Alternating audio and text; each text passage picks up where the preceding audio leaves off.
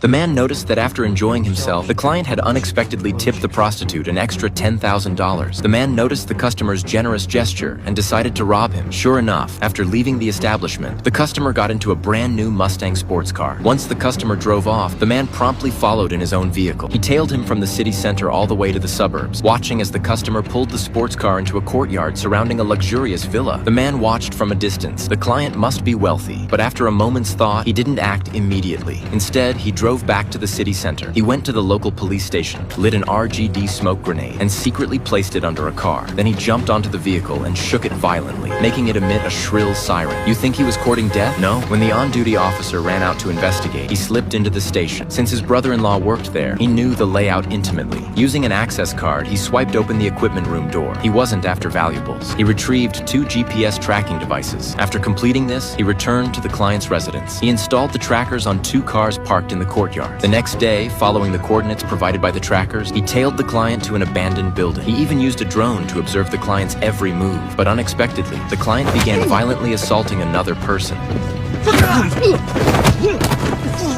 It looked like they were conducting illegal business. The man quickly grabbed his phone to call the police, but then decisively abandoned the idea. If the pimp's money was dirty, even if he took it, the police wouldn't intervene. Following the location data, he arrived at a grocery market. He saw the pimp hand a black bag to his wealthy father, who then took the bag back